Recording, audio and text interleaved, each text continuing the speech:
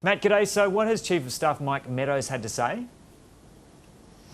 Well, basically, he said we can't control the pandemic, is what he said. He said that we can control, the rollout of therapeutics and vaccines, but we can't control the virus itself because he says it's an infectious disease and it's spreading everywhere. And this is essentially the new approach of the Trump administration is that we are unable to stop people from getting infected with COVID-19 because the virus is absolutely everywhere all the way across the country. And we're going to be having a bit of a look into why that is on next week's episode of the podcast. But essentially what they're saying is the only thing that we can do now is treat the people who have become infected and work really hard on trying to roll out a vaccine. The President says that a vaccine is imminent at the end of next month or in December, although overnight in an interview on the BBC, his top infectious diseases expert, Dr. Anthony Fauci, said that while that is true, that a vaccine, they should know if they have a vaccine working by the end of next month or in December, a mass rollout to all Americans is still probably about half a year off. So, but that is the approach now from the White House. Appears to be we are not attempting to control the pandemic. We are only trying to treat it. We're dealing with the effects of it rather than trying to stop it from spreading to people.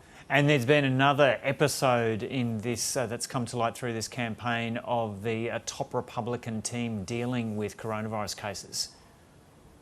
Yeah, a number of, obviously a few weeks ago there was an outbreak among Republicans and White House staffers that affected not just the President and his wife, but a number of senators, a number of staffers, all came down with COVID-19. That cluster appears to have ended, but now it seems that there is a new cluster, which may be related to the first one, but it's unclear, among the staff of the Vice President Mike Pence. 5 of his staffers have now tested positive for COVID-19, including a couple of his most close advisors, as in physically close to him, including his what they call a body man in the United States, which is essentially a guy that goes around with Mike Pence everywhere he is to deal with anything he needs.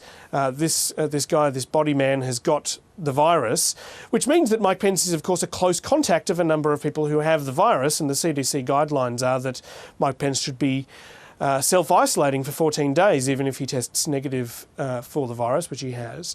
But the White House says that Mike Pence will be continuing to work. He'll be continuing to campaign because he is, they say, an essential worker. His work is essential, so he can continue doing it.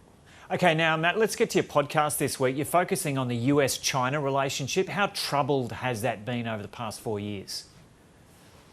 Well, it's been variable. I mean, Donald Trump, during the 2016 election campaign, hammered China at every possible opportunity, saying that they were that their trade practices were equivalent to a rape of America, the greatest theft in the history of mankind. But that changed extremely rapidly after he became the president.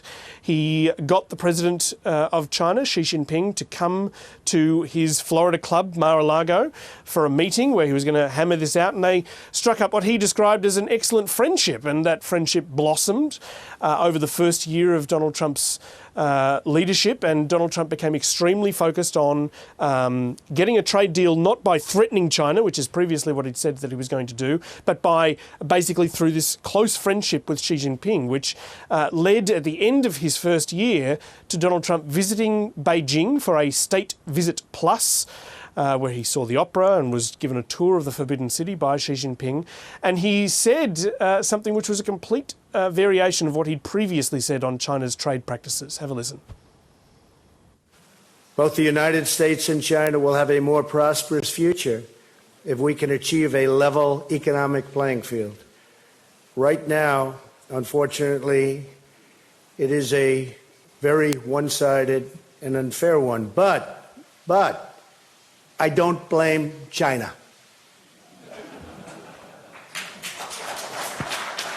After all, who can blame a country for being able to take advantage of another country for the benefit of its citizens? I give China great credit.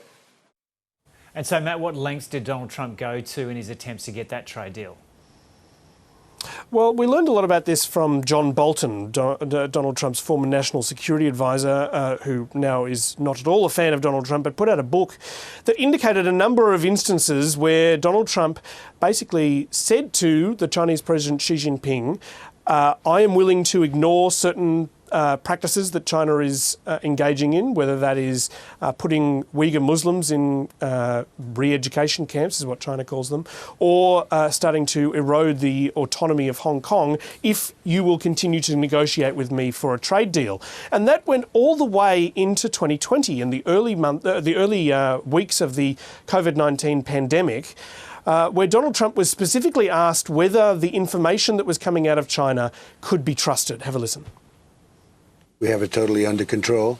It's one person coming in from China, and we have it under control. It's going to be just fine. Okay. President Xi,